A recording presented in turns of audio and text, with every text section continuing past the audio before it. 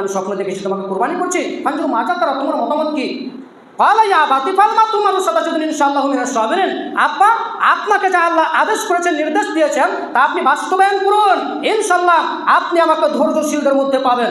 যেমন বাপ তেমন বেটা, যেমন মা তেমন বেটা। মায়ের চরিত্র খারাপ হলে বেটার চরিত্র খারাপ হবে, বাবার চরিত্র খারাপ হলে বেটার চরিত্র খারাপ হবে, বাবার চরিত্র ভালো থাকলে সন্তানের চরিত্র ভালো হবে, মায়ের চরিত্র ভালো থাকলে সন্তানের চরিত্র ভালো হবে। ইব্রাহিম আলাইহিস সালামের চরিত্র ভালো, হাজরা আলাইহিস সালামের চরিত্র ভালো, ইসমাইল আলাইহিস সালামের কথা বলছেন যে ইয়া বুনাইয়া, তিনি বলছেন যে আব্বা, আপনাকে যা আদেশ করেছেন আপনি তা বাস্তবায়ন করুন। ইনশাআল্লাহ আপনি আমাকে ধৈর্যশীলদের মধ্যে পাবেন। আল্লাহুম্মা আসিফ। আমরা বলছিলাম ইব্রাহিম আলাইহিস সালামের কুরবানি। একদা ইব্রাহিম আলাইহিস সালাম এবং সারা এক এলাকা দিয়ে তিনি যাচ্ছিলেন। সে এলাকায় স্বৈরাচারী শাসক ছিল এবং স্বৈরাচারী শাসক জানতে পারলেন যে ইব্রাহিম নামক এক ব্যক্তি, তার কাছে পরম সুন্দরী নারী, খুব সুন্দরী নারী ইব্রাহিমের নিকটে রয়েছেন। ঐতিহাসিকগণ বলছেন যে সারা ইব্রাহিমের স্ত্রী হাওয়া আলাইহিস সালামের পরে সবথেকে সুন্দরী, সবথেকে রমণী নারী ছিল সারা। সেই সারা যখন সেই পথ দিয়ে চলতে আরম্ভ করল, বাদশাহ তাকে ডেকে পাঠালেন। বাদশাহর নিকটে গেল এবং সারাকে বললেন যে সারা, যখন বাদশাহ জিজ্ঞাসা করবেন তখন তুমি বলিও যে এটা আমার ভাই, আমি কিন্তু তাদেরকে বলে দিয়েছি হিয়া উক্তি, এটা আমার বোন। সারা শোনো, তুমি আমাকে বাদশাহর সামনে মিথ্যাবাদী প্রমাণ করো না, তুমি আমাকে মিথ্যাবাদী বলে প্রমাণ করো না। কেন আমি তাদেরকে বলে দিয়েছি যে এটা আমার বোন? কেন স্বৈরাচারী শাসক যদি জানতে পারে এটা ইব্রাহিমের স্ত্রী, তাহলে তিনি অবৈধভাবে খারাপ কাজ করার চেষ্টা করবেন। আমি কিন্তু তাদের বলে দিয়েছি যে তুমি আমার বোন, অতএব তারা যদি জিজ্ঞাসা করে তাহলে তুমি বলিও ওটা আমার ভাই। আর এ কথাও তিনি বললেন যে শোনো সারা, তুমি আমাকে মিথ্যাবাদী প্রমাণ করো না। এই পৃথিবীর বুকে তুমি আর আমি ব্যতীত কোনো মুসলিম নেই, অতএব তুমি আর আমি দুই ভাই বোন বটে। ইব্রাহিম বলছেন যে তুমি আর আমি ছাড়া এই দুনিয়াতে কোনো মুসলমান নাই, অতএব তুমি এবং আমি দিনী ভাই, দিনী বোন। এ বলে সারাকে বাদশার নিকটে পাঠালো। বাদশাহ যখন সারার নিকটে হাত বাড়ালো, তখন সারা বলছিলেন যে বাদশাহ দাঁড়ান, আগে উজু হবে, তারপরে 2 রাকাত সালাত হবে। এরপরে সারা উজু করলেন, 2 রাকাত সালাত আদায় করলেন। এরপরে আল্লাহর নিকটে দোয়া করলেন, আল্লাহুম্মা ইন কুনতু আমানতু বিকা ওয়া বিরসুলিকা, হে আল্লাহ, আমি যদি তোমার ওপর এবং তোমার নবী ইব্রাহিমের ওপর ঈমান এনে থাকি, আমি যদি তোমাকে বিশ্বাস করি এবং তোমার নবী ইব্রাহিমকে বিশ্বাস করি, ওয়াহসান ফারজি ইল্লা আলা জাওজি, আমার এই লজ্জা স্থানকে আমার স্বামী ব্যতীত আমি কারো কাছে প্রকাশ্য করিনি, আমি সংরক্ষণ করে থাকি। আল্লাহ, আমি যদি এগুলো করে থাকি, ফালা তুসাল্লিত আলাইয়া হাযাল কাফির, তাহলে তুমি আমাকে এই কাফের ওপর জয় করো না। কুত্তা, এ কথা বলতে বলতেই স্বৈরাচারী শাসক জমিনে পড়ে গেল। এবার সারা দেখলো যে স্বৈরাচারী শাসক জমিনে পড়ে গেল। এখন যদি বলা হয় যে স্বৈরাচারী শাসক সারা তাকে মেরে দিয়েছেন, তো এখন আমি এবং আমার স্বামী আটকা পড়ব। আল্লাহ, তুমি এই স্বৈরাচারী শাসককে ভালো করে দাও। আল্লাহ তাকে ভালো করে দিল। আবার যখন স্বৈরাচারী শাসক সারার দিকে হাত বাড়ালো, এখানে একটা কথা বলতে পারি, আপনার স্ত্রী আপনার মধ্যে এতটা ক্ষমতা রয়েছে কি যে 2 রাকাত সালাত আদায় করার পরে, ওযু করার পরে আল্লাহকে কোনোদিন বলতে পারবেন আল্লাহুম্মা ইন কুনতু আমানতু বিকা ওয়া বিরসুলিকা ওয়া আহসানতু ফারজি ইল্লা আলা জাওজি ফালা তুসাল্লিত আলাইয়া হাযাল কাফির? এমন এক বিপদে পড়ে গেছেন, আপনার স্ত্রী বলতে পারবে না। কেন বলতে পারবে না? ওই তো 2টা ছেলের সাথে এবং 2টা স্বামী, যার 2টা ছেলে রয়েছে তারপর স্বামীর সাথে চলে যাচ্ছেন। এখন অহরহ ঘটনা ঘটছেন। এই ঘটনা যদি তার জেনার সাথে কারবার থাকে, তাহলে আপনার স্ত্রী কিভাবে আল্লাহকে বলতে পারে যে আল্লাহ, তুমি আমার দোয়াকে কবুল করো এবং অত্যাচারী শাসকের হাত থেকে তুমি বাঁচিয়ে দাও? সারার ক্ষমতা ছিল, সারার পরেজগারিতা ছিল, সারার তাকওয়া ছিল। আপনার স্ত্রীর তাকওয়া পরেজগার নেই। কেন নেই? আপনার স্ত্রী অমুক জনের সাথে প্রেমের গল্প করে, প্রেমের আলোচনা করে জেনায় লিপ্ত হয়। সমাজ একটা 2-3 বছর থেকে বড় ফিতনা কি জানেন? যে 2-4টা ছেলে থাকছে আর অন্য স্বামীর সাথে চলে যাচ্ছে। এগুলো বড় ফিতনা ভাই। কেন হচ্ছে? স্বামীর কারণ হচ্ছে। এগুলো স্বামীর কারণ হচ্ছে আপনি তাকে বেহায়াপনার উলঙ্গ হবার সুযোগ দিয়েছেন, আর এর কারণে তারা বেহায়া হয়ে রাস্তায় চলাফেরা করছেন, আর অপর পুরুষ আপনার স্ত্রীর দিকে দেখছে আর উপভোগ করছেন। আপনি সাবধান থাকুন, সতর্ক থাকবেন। আমরা বলতে চাইছিলাম ইব্রাহিম আলাইহিস সালামের ইতিহাস। সারাকে যখন 3বার যখন এই স্বৈরাচারী শাসকের বর্তেই হলো, যখন তিনি বেহুশ হয়ে গেলেন, তখন বাদশাহ বললেন, এই জনগণ শোনো, তোমরা আমাকে কার নিকটে নিয়ে এসছো? শয়তানকে নিয়ে এসেছো, একে নিয়ে যাও এবং এর সাথে হাজরাকে হাদিয়া স্বরূপ দিয়ে দাও। এবার কাজের লোক এবং হাজরা এবং হাজরা আলাইহিস সালাম এবং সারা একসাথে চলতে লাগলেন। ইব্রাহিম আলাইহিস সালাম চলতে লাগলেন। তখন সারা বলছিলেন, ইব্রাহিম আপনি জানেন স্বৈরাচারী শাসককে আল্লাহ অপমান করেছেন। ইব্রাহিমকে বলছিলেন সারা যে ইব্রাহিম আপনি কি জানেন স্বৈরাচারী শাসককে আল্লাহ অপমান করেছেন, আল্লাহ বেইজ্জত করেছে এবং আমাদের সাথে কাজের মেয়ে হাজরাকে হাদিয়া দিয়েছেন। তিনি রাস্তায় চলতে চলতে তিনি বলছিলেন, এক পর্যায়ে সারা বলছিলেন যে হাজরা তুমি আমার স্বামীকে বিবাহ করো, আমার তো ছেলে মেয়ে হয়নি, আমার তো সন্তান হয়নি, তুমি আমার স্বামীকে বিবাহ করো। তখন হাজরা বলেছিল যে দেখো যা আছে ঠিক আছে, বিবাহ করলেন, ভালোবাসায় ফাটাল ধরবে। এক পর্যায়ে হাজরা আলাইহিস সালাম রাজি হলেন এবং ইব্রাহিমের সাথে বিবাহ হলো। তারপরে যখন ইসমাইল আলাইহিস সালাম জন্মগ্রহণ করলেন, যা হওয়ার তাই হলো, ভালোবাসাতে ফাটাল ধরলো, চললেন আল্লাহর আদেশে বনবাসে।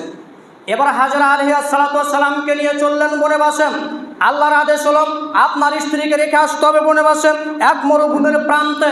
যা ইব্রাহিম ওয়া ইবনুহা ইসমাইল, ইব্রাহিম আলাইহিস সালাম এবং হাজরা আলাইহিস সালাম, ইসমাইল আলাইহিস সালাম তিনজনে চললেন।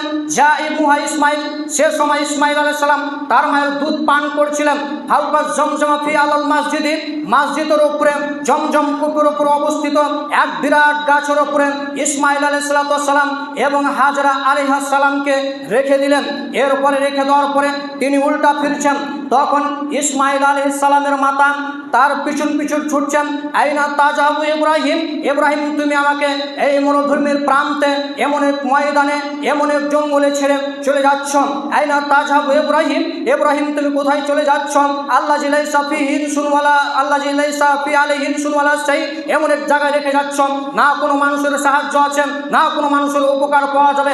লাইসা বি মাক্কাতা ইয়াউমাইজিন আহাদুন, সেদিন দিন দিন হাঁটলেন মানুষের খোঁজ পাওয়া যাবে না, সেদিন দিন দিন চলাফেরা করলেন মানুষ খুঁজে পাওয়া যাবে না। ওয়ালাইসা বিহা মাউন, সেদিন কোনো মক্কাতে পানির ব্যবস্থা ছিল না।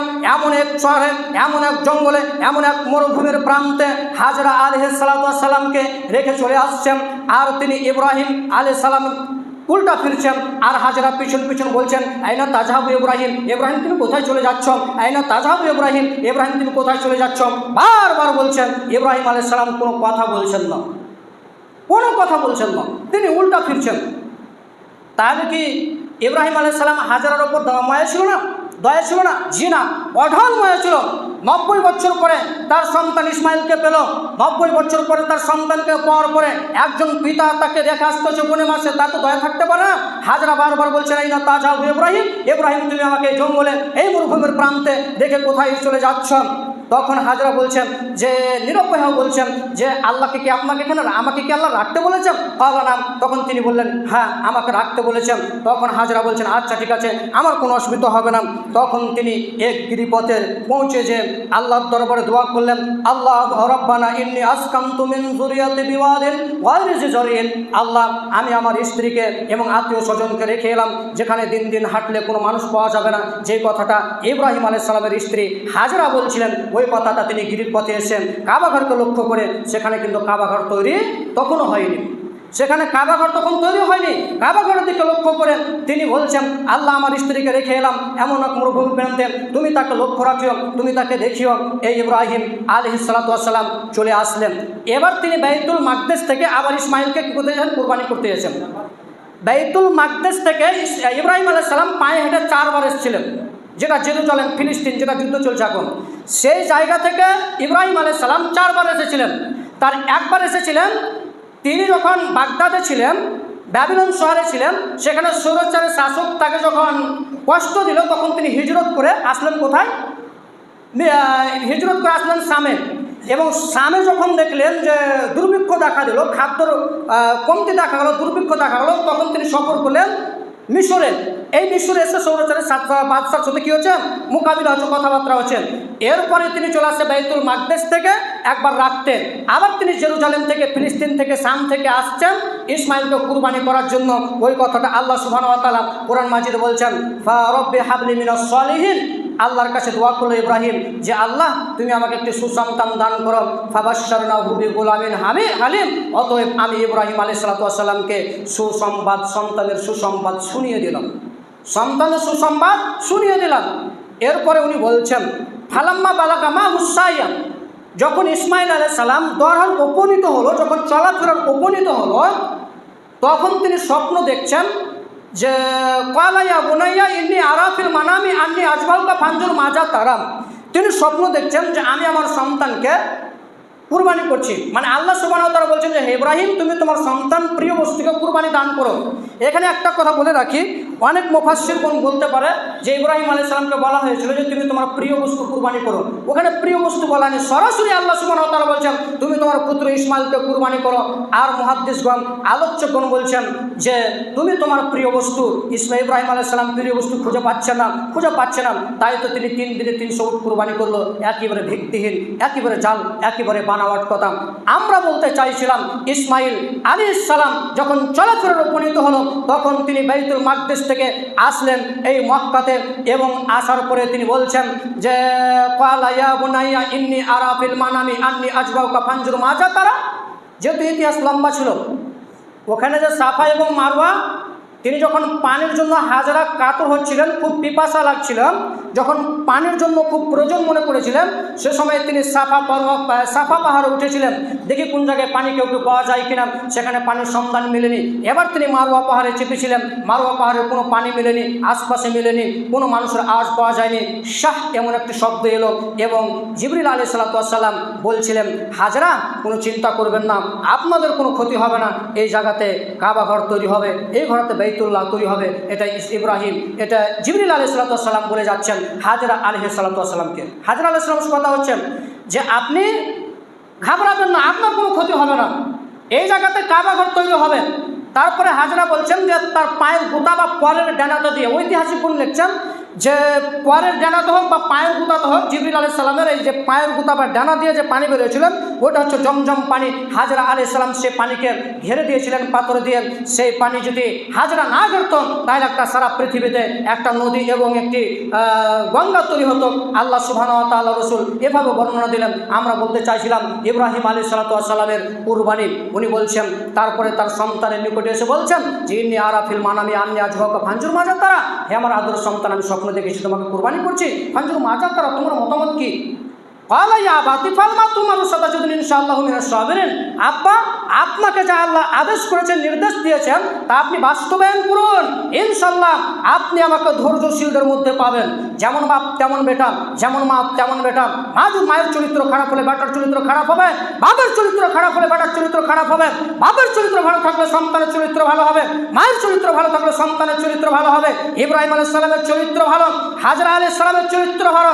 ইসমাইল আলাইহিস সালামের কথা বলছেন যে ইয়া বুনাইয়া, তিনি বলছেন যে আব্বা, আপনাকে যা আদেশ করেছেন আপনি তা বাস্তবায়ন করুন, ইনশাআল্লাহ আপনি আমাকে ধৈর্যশীলদের মধ্যে পাবেন। ফাল্লাম্মা আসলামা ওয়া তাল্লাহু লিল জাবিহিম, বাপ্পাটা আত্মসমর্পণ করলেন এবং পিতা পুত্রকে উবুর করে ফেলে দিল, এবং উবুর করে ফেলে দেওয়ার পরে তখন আল্লাহ তাআলা বলছেন ওয়ানাদাইনাহু আইয়া ইব্রাহিম কদ সাদ্দাকতা রুয়া। আমি ইব্রাহিমকে ডেকে বললাম, ইব্রাহিম শোনো, তুমি তোমার স্বপ্নকে সত্য বাস্তবায়ন করেছো, আমার ঠেকা বানিয়ে তোমার সন্তানকে জবাই করতে হবে। ইব্রাহিম শোনো, আমার ঠেকা বানিয়ে তোমার সন্তানকে জবাই করতে হবে। কাযালিকা নাজিজিল মুহসিনিন, এটা হচ্ছে সৎকর্মশীলদের পুরস্কৃত। ইন্না হাযা লাহুয়াল বালাউল মুবিন, নিশ্চয় এর সুস্পষ্ট পরীক্ষা। ওয়াফাদাইনা বিযিবহিন আজিম, আমি ইসমাইলের পরিবর্তে একটা মহান কুরবানি দিলাম।